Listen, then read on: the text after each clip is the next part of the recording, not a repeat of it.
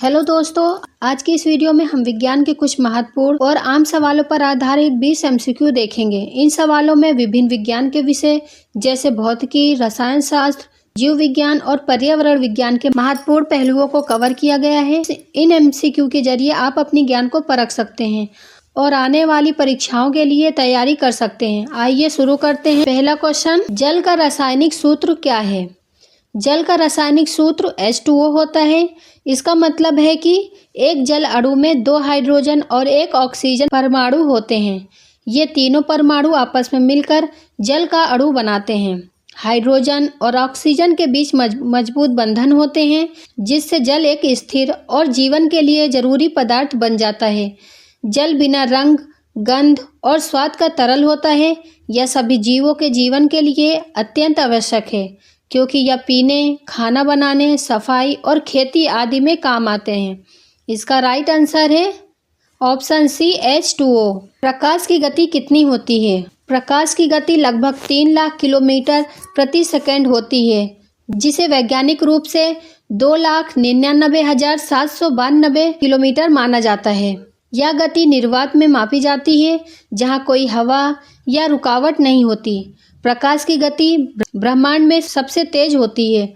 इससे तेज कोई चीज नहीं चल सकती। इसका मतलब है कि सूर्य से निकली रोशनी पृथ्वी तक पहुंचने में सिर्फ 8 मिनट 20 सेकंड लेती है। वैज्ञानिक गणनाओं और अंतरिक्ष यात्रा में प्रकाश की गति का बहुत महत्व होता है। इसका राइट आंसर है ऑप्शन सी 3 लाख किलोमीटर प्रति सेकंड। मानव शरीर की सबसे बड़ी ग्रंथि कौन सी है? मानव शरीर की सबसे बड़ी ग्रंथि यकृत होती है। यह शरीर के दाहिनी ऊपरी हिस्से में पेट के पास होती है। यकृत का काम खून को साफ करना, पित्त बनाना और खाने को पचाने में मदद करना होता है। यह शरीर में जमा होने वाले जहर को बाहर निकालने में मदद करता है। यकृत विटामिन, मिनरल और ऊर्जा भी स्टोर करता है। हमारे पाचन तंत्र का एक बहुत ही जरूरी हिस्सा है।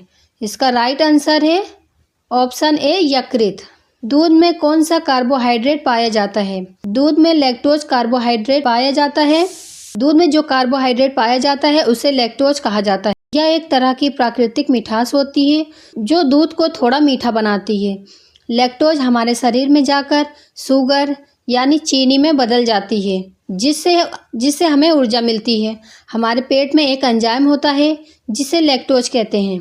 वही लैक्टोज को पचाने में मदद करता है। कुछ लोगों को दूध पीने के बाद गैस या पेट दर्द होता है, क्योंकि उनके शरीर में लैक्टोज कम बनता है। इसे लैक्टोज इंटॉलरेंस कहते हैं। इसका राइट आंसर है ऑप्शन डी लैक्टोज।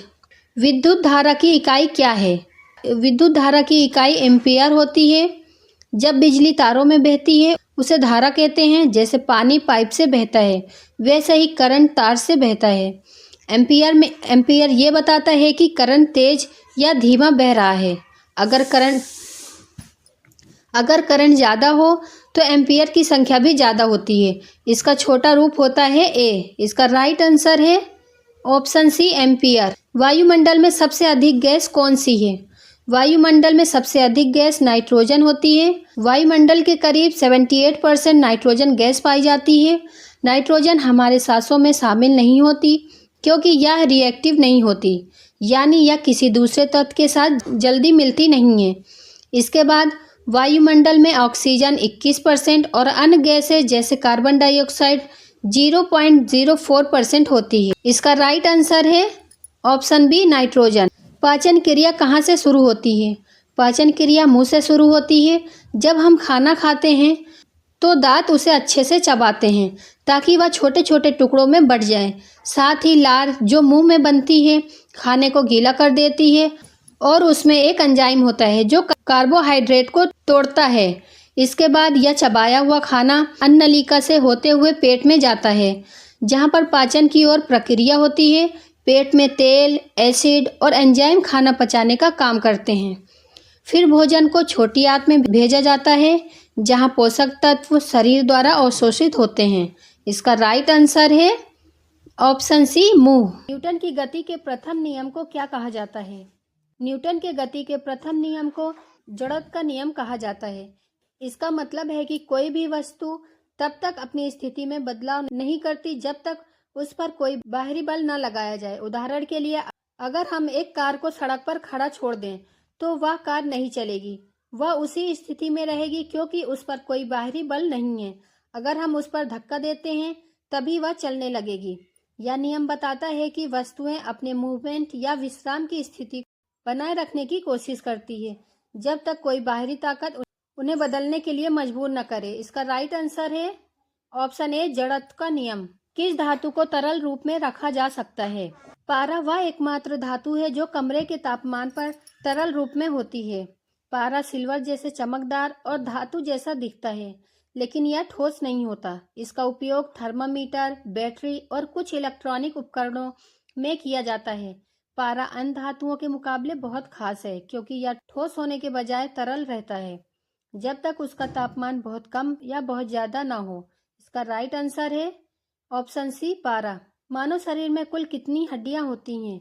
मानव शरीर में कुल 206 हड्डियां होती हैं। हमारे शरीर में हड्डियां अलग अलग हिस्सों में बटी होती हैं, जैसे हाथ, पैर, सिर और रीढ़ में। जन्म के समय बच्चों के शरीर में हड्डियां ज्यादा होती हैं, लेकिन जैसे जैसे बच्चे बड़े होते हैं कुछ हड्डियां आपस में जुड़ जाती हैं। हड्डियां शरीर को आकार देती हैं और हमारी अंगों की सुरक्षा करती है। इसका राइट आंसर है ऑप्शन ए, 206 हड्डी। रासायनिक परिवर्तन का उदाहरण क्या है? रासायनिक परिवर्तन वह परिवर्तन होता है जिसमें किसी पदार्थ का नया पदार्थ बनता है और पुराना पदार्थ पूरी तरह से बदल जाता है। एक आसान उदाहरण है लकड़ी का जलना।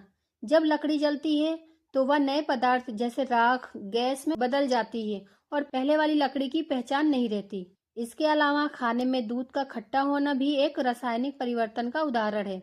जब दूध खट्टा हो जाता है तो उसमें बदलाव होता है और नया पदार्थ बनता है।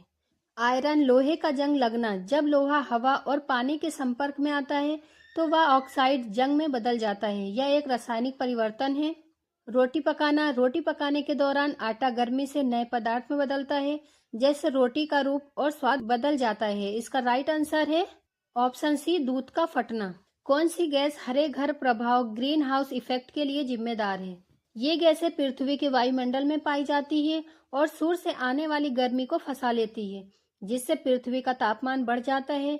जैसे ही यह गर्मी पृथ्वी की सतह से वापस बाहर जाने लगती है, ये गैसें उसे पकड़ लेती हैं, जिससे वातावरण गर्म होता है। यह प्रक्रिया जलवायु परिवर्तन और ग्लोबल वार्मिंग का कारण बनती है। इसका राइट आंसर है option C, carbon dioxide. DNA की खोज किसने की थी? मिशन ने डीएनए का पहचान लिया था, लेकिन इसके बाद जेम्स वाटसन और फ्रांसिस क्रिक ने 1953 में डीएनए की संरचना को समझा और बताया कि यह कैसे दिखता है। इसलिए मिशन ने डीएनए को खोजा और वाटसन क्रिक ने उसकी पूरी संरचना को सही तरीके से समझाया। इसका राइट आंसर है ऑप्शन बी, वाटसन और क्रिक। किस ग्रह को लाल ग्रह कहा जाता है? मंगल ग्रह को लाल ग्रह कहा जाता है। यह ग्रह लाल रंग का दिखता है क्योंकि इसकी सतह पर लाल मिट्टी और धूल होती है। इसमें मौजूद लौह ऑक्साइड नामक पदार्थ इसे लाल रंग देता है। इस कारण से ही इसे लाल ग्रह कहा जाता है। इसका राइट आंसर है ऑप्शन सी, मंगल। सूरज में ऊर्जा किस प्रक्रिया से उत्पन्न होती है? सूरज में ऊर्जा न्यूक्लियर संलयन नामक प्रक्रिया से उत्पन्न होती है। इसमें हाइड्रोजन के छोटे छोटे परमाणु आपस में मिलकर हीलियम बनाते हैं। इस मिलन से बहुत सारी ऊर्जा निकलती है जो सूर्य से बाहर निकलकर हमें रोशनी और गर्मी देती है। इसका राइट आंसर है ऑप्शन सी, परमाणु संलयन। मस्तिष्क की रक्षा कौन करता है? मस्तिष्क की रक्षा मुख्य रूप से खोपड़ी और मस्तिष्क मेरु द्रव द्वारा की जाती है। खोपड़ी एक कठोर हड्डी है जो मस्तिष्क को बाहरी चोटों से बचाती है। इसके अलावा मस्तिष्क के चारों ओर एक तरल मस्तिष्क मेरु द्रव होता है जो मस्तिष्क को झटकों से बचाता है और उसे सुरक्षित रखता है। इसके साथ ही मस्तिष्क को मेम्ब्रेन की 3 परतें भी घेरे रहती हैं, जिन्हें मिनीजेंस कहते हैं, जो मस्तिष्क को और भी सुरक्षा देती है। इन सब के कारण मस्तिष्क को बाहरी चोटों और दबाव से बचाव मिलता है। इसका राइट आंसर है ऑप्शन बी, खोपड़ी। सबसे हल्की गैस कौन सी है? हाइड्रोजन सबसे हल्की गैस है। यह गैस बहुत ही हल्की होती है और इसका अणु सबसे छोटा होता है। हाइड्रोजन गैस का प्रयोग आमतौर पर बैलून और हवाई जहाज में भी किया जाता है क्योंकि यह हवा से हल्की होती है और ऊपर की ओर उड़ती है। इसका राइट आंसर है option D, hydrogen. Blue whale क्या है? ब्लू व्हेल पृथ्वी की सबसे बड़ी जीवित प्रजाति है। यह एक समुद्री स्तनधारी है जो समुद्र में रहती है। ब्लू व्हेल का वजन लगभग 150 टन तक हो सकता है और इसकी लंबाई करीब 30 मीटर तक हो सकती है, जो किसी भी जानवर की सबसे बड़ी लंबाई है। इसके शरीर का रंग नीला या ग्रे होता है और यह बहुत ही विशाल होती है। ब्लू व्हेल प्लैंकटन और छोटे जीवों को खाकर अपना पेट भरती है। यह अत्यधिक ताकतवर होती है और समुद्र में बहुत तेजी से तैर सकती है। इसके अलावा ब्लू व्हेल की आवाज भी बहुत तेज होती है और यह लंबी दूरी तक सुनाई देती है। इसका राइट आंसर है ऑप्शन बी, स्तनधारी। पौधों में भोजन निर्माण की क्रिया को क्या कहते हैं? पौधों में भोजन बनाने की प्रक्रिया को प्रकाश संश्लेषण कहते हैं। इसमें पौधे सूरज की रोशनी, पानी और कार्बन डाइऑक्साइड जो हवा से आता है, कार्बन डाइऑक्साइड का प्रयोग करते हैं जो हवा से आता है। की पत्तियां सूरज की रोशनी को सोखकर ग्लूकोज खाना बनाती है। इस प्रक्रिया से ऑक्सीजन भी निकलती है जिसे पौधे हवा से छोड़ देते हैं। यह तरीका पौधों को भोजन बनाने और बढ़ाने में मदद करता है। इसका राइट आंसर है ऑप्शन बी, प्रकाश संश्लेषण। लास्ट क्वेश्चन, कौन सा अंग रक्त को शुद्ध करता है? गुर्दे यानी किडनी शरीर में रक्त को शुद्ध करने का काम करते हैं। हमारे शरीर में बहुत सारे विषाक्त पदार्थ और अतिरिक्त पानी होता है जिन्हें शरीर से बाहर निकालना बहुत जरूरी होता है। गुर्दे इन विषाक्त पदार्थों को रक्त से छानते हैं और उन्हें पेशाब के रूप में शरीर से बाहर निकाल देते हैं।